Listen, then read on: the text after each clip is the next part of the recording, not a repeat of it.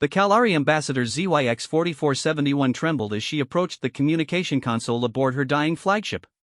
Around her, the bridge crew worked frantically to keep their vessel operational while the Devourers continued their relentless assault. Sparks flew from overloaded circuits, and the acrid smell of burning electronics filled the recycled air.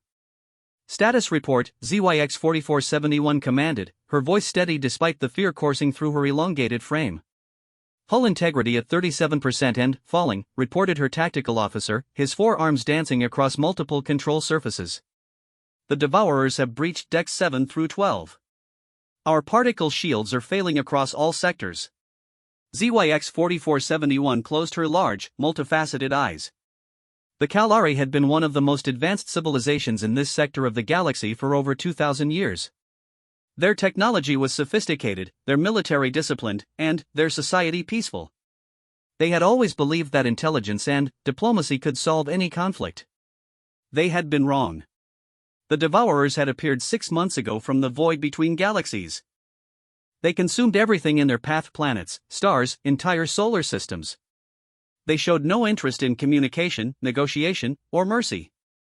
They simply devoured and moved on, leaving empty space where once vibrant worlds had existed. "Ma'am, we're receiving distress calls from the Thraxian fleet," her communications officer announced. "They're requesting immediate assistance. Their command ship has been destroyed." The Thraxians had been their allies for centuries, a proud warrior race that had never backed down from any fight. If they were calling for help, the situation was even more desperate than ZYX-4471 had imagined. "Open a channel to all surviving Allied vessels," she ordered. "All frequencies, maximum range." The communications array sparked to life, sending her voice across the battlefield where the combined fleets of 7 different species fought desperately against the Devourer swarm. "This is Ambassador ZYX-4471 of the Kalari Republic to all Allied forces. We need immediate assistance from any civilization capable of military intervention. Our combined fleets are being overwhelmed. Repeat, this is an emergency request for military assistance from any species within range of this transmission." Her science officer, a young Kalari named VEX-2290, looked up from his instruments with confusion. "Ambassador, our long-range sensors are detecting an automated response to our distress call. The signal is coming from a system approximately 47 light-years from our current position." "What species?" ZYX-4471 asked, hope flickering in her chest. "Unknown, ma'am. The response is in an unrecognized language, but our translation matrix is working on it now." VEX-2290's expression grew puzzled. "Ma'am, this is strange. The response seems to be automated. Like a recording." The main view screen flickered to life, showing the translated message in Kalari script: "Distress call received. Military assistance requested. Please stand by for fleet deployment. Estimated arrival time, 72 standard hours. Message sponsored by the Terran Defense Initiative." "Terran?" ZYX-4471 repeated the unfamiliar word. "Have any of our databases heard of this species?" Her crew worked frantically through their records. The Kalari had detailed files on every known civilization within 500 light-years. They had trade agreements, diplomatic treaties, and cultural exchanges with dozens of species. But this Terran designation appeared in none of their files. "Nothing in our records," Ambassador VEX-2290 reported. "But the signal strength suggests they possess significant technological capabilities. The automated response system alone indicates advanced communication networks." Another impact shook the ship violently. Through the viewscreen, ZYX-4471 could see 3 more Kalari vessels break apart under the Devourer's assault. The enemy ships looked like massive organic creatures, all teeth and claws and pulsing organic weapons that fired streams of dissolving energy. "Ma'am, we're receiving a follow-up transmission from the same source," the communications officer announced. A new message appeared on screen: "Additional details requested for optimal assistance. Please specify threat level, enemy capabilities, required military response scale. Current deployment preparation, 1 expeditionary fleet. Stand by for escalation options." ZYX-4471 stared at the message. Whoever these Terrans were, they seemed to have multiple fleet options available. That suggested a military organization of considerable size and sophistication. "Compose a response," she ordered. Unknown Terran civilization, we are facing an extinction-level threat. The enemy consists of approximately 50,000 vessels of unknown origin. They have destroyed 14 inhabited systems in the past 6 months. They appear to be biological in nature and show no interest in communication. We have 7 species currently engaged in defensive operations, but we are being overwhelmed. Any assistance would be greatly appreciated. The response came back within minutes. Threat assessment updated. Classification: Extinction event. Deployment authorization: Full Armada response. Estimated arrival time updated: 68 standard hours. Additional fleets being mobilized. Please maintain positions if possible. Help is coming. Full Armada? ZYX4471 whispered. She had never heard of any civilization that casually spoke of deploying full armadas. Even the mighty Thraxian Empire, with their warrior culture and massive military tradition, spoke in terms of battle groups and task forces. Vex2290 looked up from his console again. Ambassador, I'm detecting massive energy signatures from the direction of that Terran system. Something very large is moving through hyperspace. Multiple somethings. On the tactical display, red dots continued to swarm around the blue dots representing the Allied fleet. They were losing ships faster than they could count. The Kalari had lost 60% of their fleet already. The Thraxians were down to their last dozen vessels. The other Allied species were in similar desperate conditions. How long can we hold? ZYX4471 asked her tactical officer. At current loss rates, maybe 18 hours, came the grim response. The Devourers seem to be learning our tactics. They're adapting faster than we can compensate. ZYX4471 made a decision that would haunt her for the rest of her life, though she had no way of knowing it at the time. Broadcast on all frequencies, maximum power. Any Terran vessels, this is Ambassador ZYX4471 of the Kalari Republic. Our combined fleets cannot hold for 68 hours. We need immediate assistance. We are willing to provide any compensation, agree to any terms, accept any conditions for your help. Please, if you have any vessels that can reach us sooner, we desperately need your aid. The response came back almost immediately, and the tone was different this time.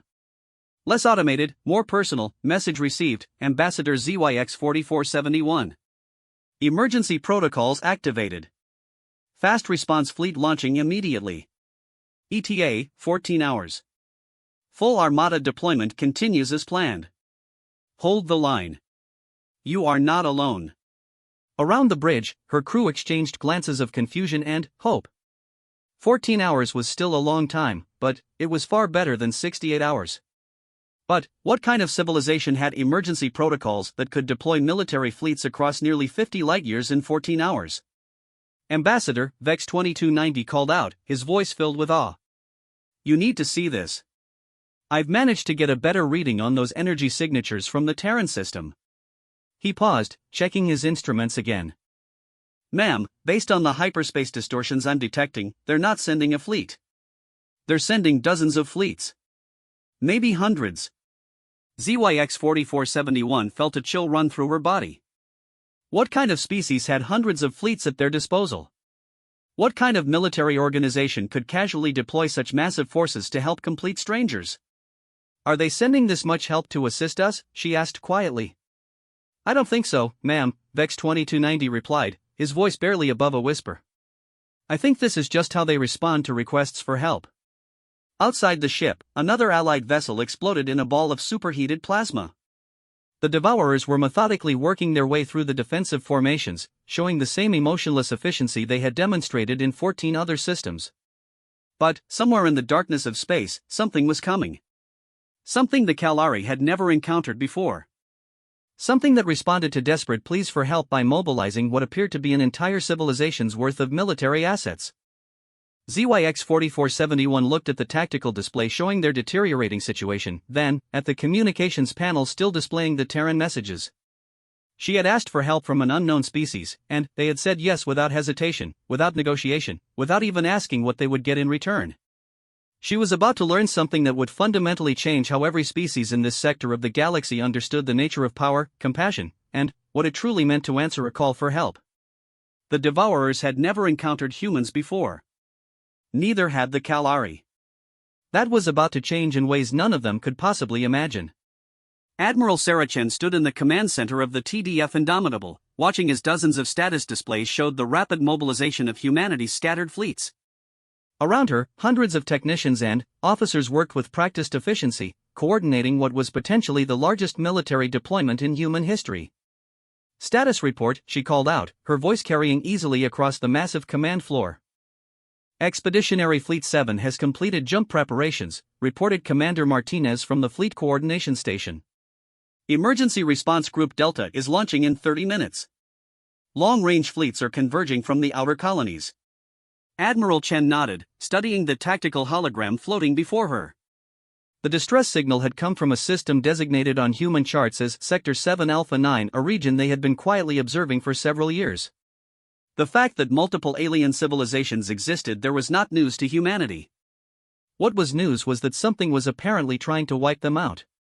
"What do we know about these devourers?" she asked Dr. Elizabeth Reeves, the xenobiology expert who had been hastily summoned to the command center. "Based on the transmitted data from the alien fleets, they appear to be a biomechanical hybrid species," Dr. Reeves replied, manipulating her own holographic display. "The energy signatures suggest living ships with technological augmentations. The attack patterns indicate a hive mind or collective consciousness directing their operations." "How many ships are we talking about?" "The aliens reported 50,000 vessels," Commander Martinez interjected. "But, sir, our long-range sensors are detecting significantly more than that.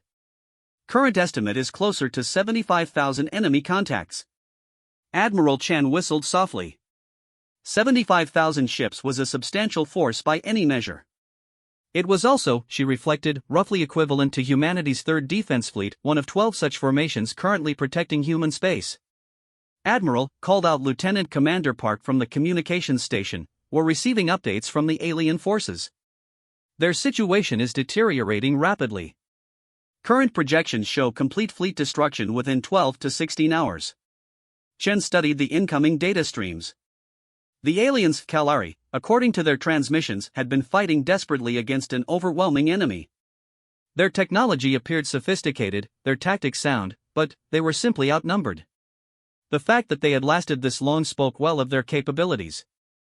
"How many species are we looking at in this alliance?" she asked. 7 confirmed species, sir. The Kalari seem to be the diplomatic leaders, but there are also Thraxians, Vexari, Molani, Rixians, Gelthani, and Corvari forces engaged. Based on ship configurations and tactical patterns, we estimate their combined technological level to be roughly equivalent to our capabilities circa 2387. Admiral Chen paused. 2387 was nearly 40 years ago by Earth calendar. Humanity had come a very long way in those 4 decades. "Sir," Commander Martinez spoke up again, "we're getting reports from across all human territories. Every system defense fleet is requesting permission to join the deployment. The colonial militias are mobilizing without orders. We've got volunteer ships launching from Mars, Europa, Titan, and the outer settlements." This didn't surprise Chen at all. Humanity had a well-documented tendency to respond to calls for help with overwhelming force and enthusiasm. It was a trait that had served them well during the artificial intelligence wars, the asteroid belt conflicts, and the long struggle to establish humanity's place among the stars. "What's our total deployment looking like?" she asked. Martinez consulted his displays. "Current count, 237 capital ships, 864 heavy cruisers, over 3,000 destroyers and frigates, and approximately 12,000 support vessels. That's not counting the fighter wings, bomber squadrons, and support craft." "And this is just the emergency response?" "No, sir. This is everything. Every fleet, every reserve unit, every training squadron, every colonial defense force that can make the journey. We're looking at approximately 90% of humanity's total military assets." Admiral Chan blinked in surprise. She had authorized an expeditionary response, not a complete mobilization of human civilization. "Commander, I specifically requested a standard emergency deployment. What happened to proportional response?"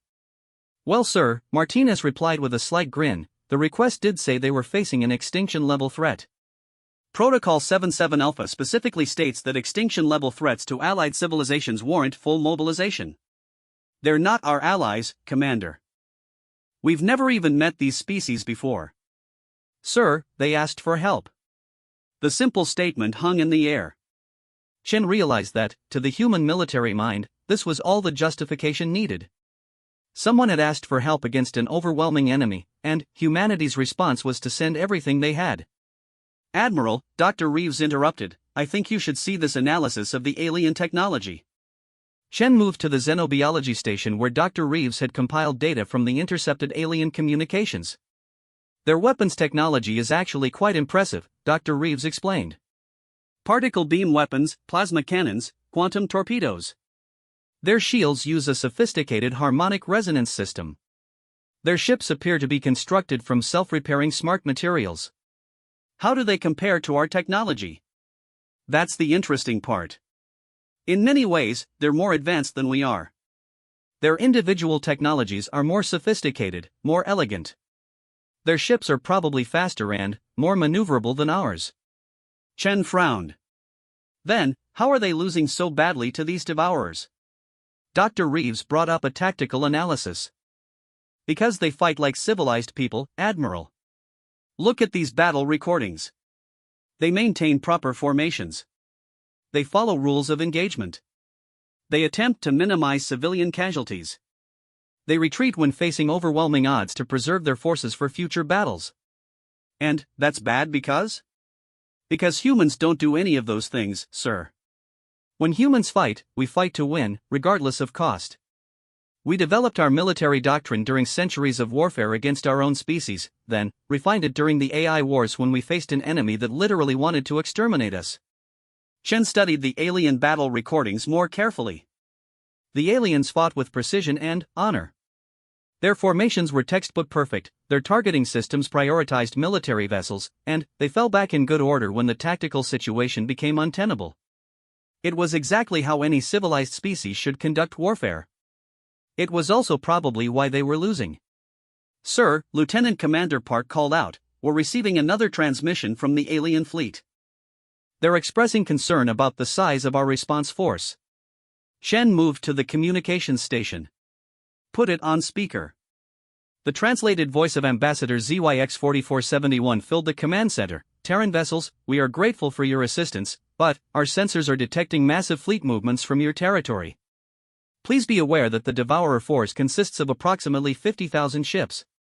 We do not wish for your civilization to risk more than necessary in coming to our aid. There was silence in the command center for a moment. Then, someone started laughing. The laughter spread until nearly half the command staff was chuckling. Should we tell them? Commander Martinez asked. Admiral Chen considered this. Compose a response. Ambassador ZYX4471, we appreciate your concern for our forces. Please be advised that humanity currently has approximately 15,000 ships en route to your position, with additional fleets following. We have extensive experience dealing with extinction-level threats. Please maintain your defensive positions. We will arrive shortly. She paused, then added, and, Ambassador? 50,000 enemy ships is not a particularly large force by our standards. We've faced worse. The message was transmitted, and Chen turned back to the tactical displays. Around her, the command staff continued their preparations with the casual efficiency of a species that had been preparing for this kind of fight their entire existence. Humanity was coming to help, and they were bringing everything they had. The aliens had asked for assistance against an overwhelming enemy, and they were about to learn what overwhelming actually meant when applied to a species that had spent centuries perfecting the art of warfare. The Devourers had never faced anything like humanity before. Neither had their soon-to-be allies.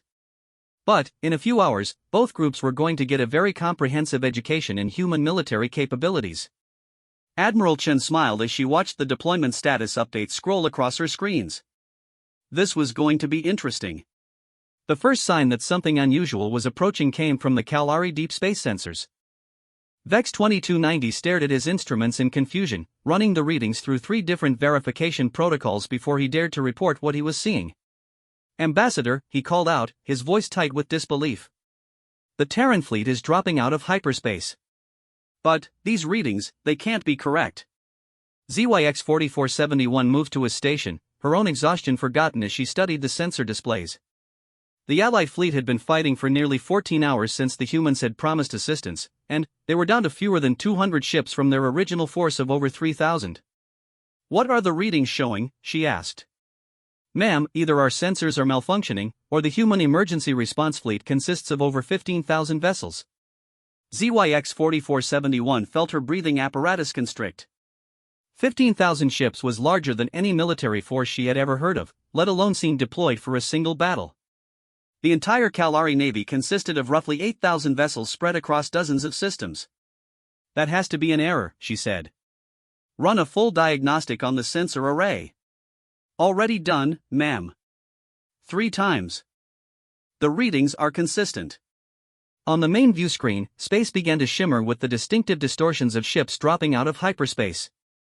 The first vessels to appear were unlike anything in the Kalari databases. They were angular, aggressive-looking craft covered in weapon emplacements and armored in what appeared to be layered metal composites. Then, more ships appeared. And more. And more. The Allied crews watched in stunned silence as wave after wave of human vessels materialized around them. Massive battleships that dwarfed even the largest Phryxian dreadnoughts. Sleek cruisers that moved with predatory grace. Swarms of smaller vessels that seemed to dance through space with lethal precision.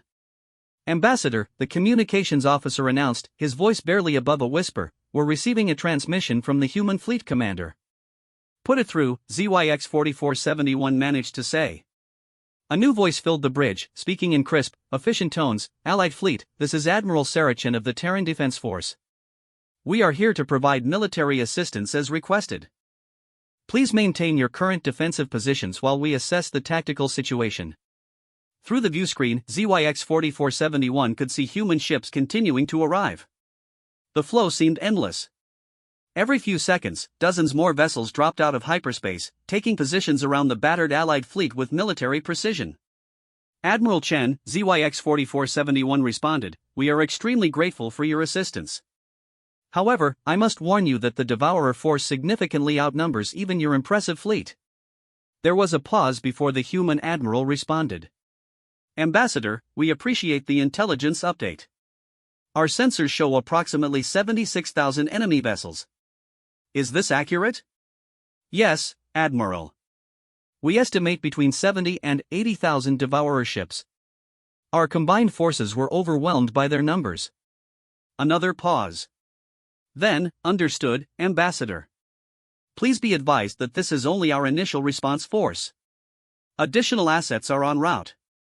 Begin moving your wounded ships to the rear of our formation. We'll take it from here." ZYX-4471 looked around her bridge in confusion. Initial response force? These humans had casually deployed 15,000 ships as their opening move against an enemy force 5 times larger?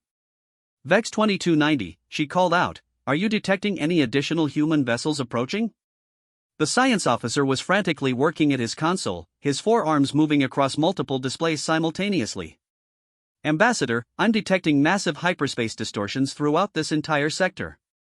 Whatever the humans are bringing, it's enormous." On the tactical display, the Devourer fleet was finally reacting to the human presence. The biomechanical vessels began forming their characteristic attack formations, dark organic shapes that pulsed with malevolent energy. The human response was immediate and shocking. Instead of the careful, defensive formations the Allied fleets had been using, the human ships surged forward in aggressive attack patterns. There was no hesitation, no attempt at communication with the enemy, no careful positioning for a strategic withdrawal. The humans simply attacked. The first exchange of fire lit up the space between the two fleets. The Devourers launched streams of their dissolving energy weapons, the same attacks that had been systematically destroying Allied ships for months. The human vessels absorbed the hits on their shields and armor, shrugged off damage that would have crippled Kalari ships, and returned fire with weapons that defy classification.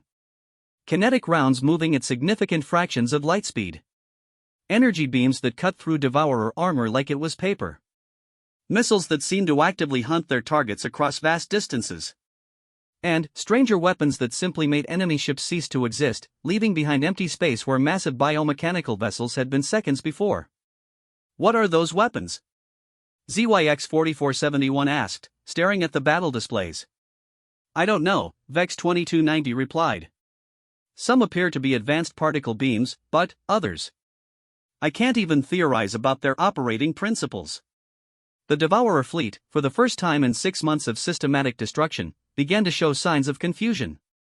Their perfect attack formations wavered as human ships moved in seemingly impossible patterns, appearing behind enemy vessels through what looked like short-range teleportation.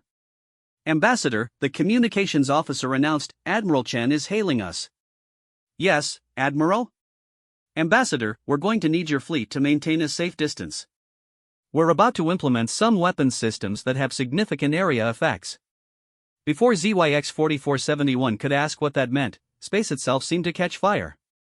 Human ships began deploying weapons that created tears in reality, gravity wells that crushed enemy vessels, and energy fields that simply converted matter to energy on a massive scale. The careful, methodical Devourer formations disintegrated under the human assault.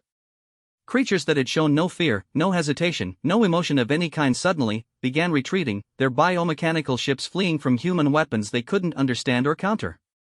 This is impossible, ZYX 4471 whispered, watching her tactical display show Devourer vessels being destroyed faster than her computers could count them. Admiral, she called out over the communications channel, how are you achieving these results? The Devourers have been systematically destroying our civilizations for months. We've thrown everything we had at them. Admiral Chen's response was matter-of-fact, Ambassador, you've been fighting a defensive war against an enemy that doesn't understand concepts like mercy or negotiation. You've been trying to minimize casualties and preserve your forces. These are admirable goals, but they don't win wars against an extinction-level threat. The human fleet continued its advance, systematically destroying Devourer vessels with ruthless efficiency. There were no demands for surrender, no attempts at communication, no hesitation when faced with an enemy that outnumbered them 5-1. We fight very differently, Admiral Chen continued. When humans are faced with something that wants to destroy us or our allies, we don't aim to defeat it. We aim to make sure it never threatens anyone again. As if to emphasize her point, another wave of human vessels dropped out of hyperspace. These were even larger than the first fleet, massive vessels that looked more like mobile space stations than traditional warships. They immediately began deploying what appeared to be planetary siege equipment on a stellar scale.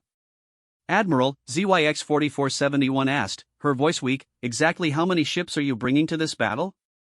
Current deployment stands at approximately 40,000 vessels, with more arriving hourly, Chen replied casually. Ambassador, you asked for help against an extinction-level threat. Humanity takes such requests very seriously.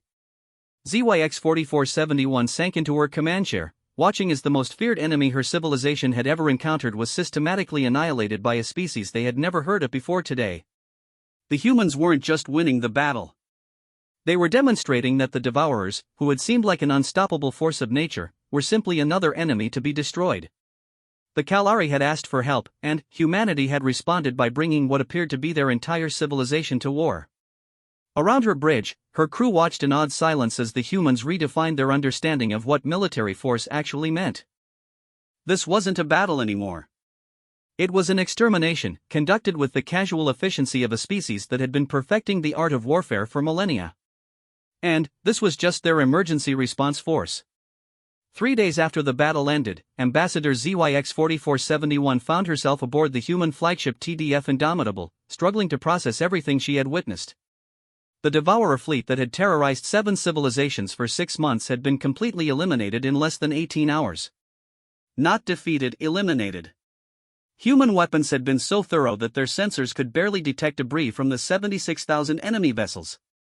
Admiral Chen sat across from her in the ship's diplomatic quarters, looking remarkably casual for someone who had just orchestrated one of the largest space battles in recorded galactic history. Around the table sat representatives from all 7 allied species, each looking as stunned as ZYX 4471 felt. I want to make sure we understand what happened here, ZYX 4471 began carefully. Your species deployed over 80,000 military vessels to assist civilizations you had never met before, against an enemy that posed no direct threat to your territory. That's correct, Admiral Chen confirmed, sipping what appeared to be a caffeinated beverage. Though I should clarify, the total deployment reached 93,000 vessels before we called off additional reinforcements. Supreme General Korthak, the massive Thraxian representative, leaned forward with his remaining functional arm. His species had a proud warrior tradition spanning millennia, and even he seemed shaken by what he had witnessed. Admiral, the Thraxian Empire has existed for over 3,000 years. Our military forces number approximately 12,000 ships spread across 47 systems. How does any civilization build and maintain nearly 100,000 military vessels? Admiral Chen exchanged glances with Dr. Reeves, who had joined them for the diplomatic discussions. General, I think there may be some fundamental misunderstandings about human civilization that we should address. Dr. Reeves? The xenobiologist activated a holographic display showing a map of human space. Honored representatives, humanity currently inhabits approximately 1,400 star systems across roughly 800 light-years of space. Our total population is somewhere around 400 billion individuals. The alien representatives stared at the display in silence. Finally, Ambassador Vex 1134 of the Vexery spoke up, her voice barely audible. 400 billion? The total population of all 7 allied species combined is approximately 60 billion. Yes, Dr. Reeves continued, and human military doctrine is based on the principle that approximately 2% of our population should be available for military service at any given time. That's roughly 8 billion trained military personnel. 8 billion soldiers, whispered Ambassador Gelther of the Gelthani, his crystalline form flickering with shock. That's just active military, Admiral Chen clarified. In a true emergency, we can mobilize approximately 15% of our adult population for military service. Our industrial capacity is designed to support this level of mobilization. ZYX 4471 felt her breathing apparatus struggling again. Admiral, are you telling us that the force you deployed to help us represents less than 5% of your actual military capability? More like 2%, actually. Most of our fleets are dedicated to system defense, exploration, and colonial protection. What we brought here was essentially our rapid response capacity plus volunteers from the civilian militias. Civilian militias?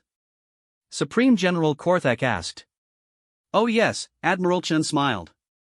Human civilian populations maintain their own military vessels for local defense and emergency response. Many of the ships that participated in this battle were crewed by merchants, miners, transport pilots, and other civilians who dropped everything to come help when they heard about your situation. Dr. Reeves brought up another display showing the human fleet composition. Approximately 30% of the vessels in this engagement were civilian-operated craft that had been temporarily militarized for the mission. Ambassador ZYX 4471 stared at the data. Your civilian population maintains military-grade vessels? Well, the distinction between military and civilian technology isn't as clear-cut for humans as it apparently is for other species, Dr. Reeves explained. Our merchant vessels are typically armed for anti-piracy operations. Our mining ships carry heavy industrial equipment that can be weaponized. Our exploration vessels are designed for long-term independent operations in potentially hostile environments. But, why, asked Ambassador Rixel of the Rixians. Why does any civilization need such massive military capabilities? What are you defending against? The human representatives exchanged glances, and ZYX 4471 sensed there was a complex history behind that question. Ourselves, initially, Admiral Chen answered honestly. Humanity spent centuries fighting wars against our own species before we achieved planetary unity. Then, we faced the artificial intelligence wars, where our own creations tried to eliminate us. After that, the expansion into space brought us into conflict with various hostile forces, pirates, rogue AI remnants, and several species that didn't appreciate human expansion. But, mostly, Dr. Reeves added, it's because humans have learned that the universe contains things like the Devourers. We've encountered extinction-level threats before. Our entire civilization is organized around the principle that such threats will appear again, and, when they do, we intend to be ready. Supreme General Korthak studied the human tactical displays with professional interest. Your weapons technology, some of those systems operated on principles our scientists don't understand. Humanity has been developing military technology continuously for over 5,000 years, Admiral Chen explained. We've never really stopped preparing for the next war. Some of our weapons are based on physics that we had to invent specifically for military applications. But, you're not conquerors, ZYX 4471 observed. Your species could easily have dominated this entire sector of the galaxy, but, instead you remained hidden in your own territory. Conquest is inefficient, Dr. Reeves replied. Humans prefer trade, cultural exchange, and voluntary cooperation. But, when someone asks for help against an extinction-level threat, our response is comprehensive. Admiral Chen stood and moved to the viewscreen, which showed the ongoing cleanup operations. Human engineering vessels were systematically clearing the battlefield debris while medical ships tended to wounded Allied personnel. "Ambassador, you asked a question 3 days ago that I think deserves a proper answer," she said. "You asked why any civilization would need such massive military capabilities." She gestured toward the display. "The reason is simple, because someone has to be strong enough to help when civilizations like yours face threats like the Devourers. Someone has to be prepared to say no to extinction events. Someone has to be ready to fight wars that other species can't win. That's an enormous responsibility," ZYX4471 said quietly. "It is. But humans learned long ago that responsibility isn't something you get to choose. It's something you accept because the alternative, letting good people face extinction alone, is unacceptable." Dr. Reeves activated another display showing human space infrastructure. "Our entire civilization is built around this principle. Every human system has defense fleets, weapon manufacturing, military academies, and rapid response capabilities. Every human learns basic military skills. Every human settlement maintains emergency protocols for military mobilization. We live this way," Admiral Chen continued, "because we never know when someone is going to need help against something they can't handle alone. Today it was your civilizations facing the Devourers. Tomorrow it might be us facing something even worse. But, when that day comes, we'll be ready." Ambassador ZYX4471 looked around the table at her fellow representatives, seeing her own thoughts reflected in their expressions. They had all learned something fundamental about the nature of power, responsibility, and what it meant to ask for help. "Admiral," she said finally, "the allied species would like to discuss formal diplomatic relations with humanity. We believe we have much to learn from your civilization." "And we from yours," Admiral Chen replied. "Dr. Reeves tells me that your species have achieved remarkable advances in medicine, physics, and social organization. We'd be honored to establish formal relations." As they began discussing the details of first contact protocols and diplomatic frameworks, ZYX4471 reflected on the events of the past few days. Her species had sent out a desperate plea for help, expecting perhaps a few dozen ships from some unknown civilization. Instead, they had discovered that the galaxy contained a species so powerful, so well prepared, and so fundamentally committed to helping others that they had mobilized nearly 100,000 warships for strangers they had never met. The Devourers were gone, eliminated so thoroughly that they would never threaten anyone again. But, more importantly, the galaxy now had defenders, guardians who had spent millennia preparing for exactly this kind of threat. Humanity had answered their call for help, and, in doing so, had changed the fundamental balance of power in this entire region of space. The allied species were no longer alone, no longer defenseless against extinction-level threats. They had allies now. Allies who came to help not with token gestures or limited assistance, but with the full weight of an entire civilization dedicated to ensuring that good people never had to face annihilation alone. It was, ZYX4471 thought, probably the most human thing imaginable.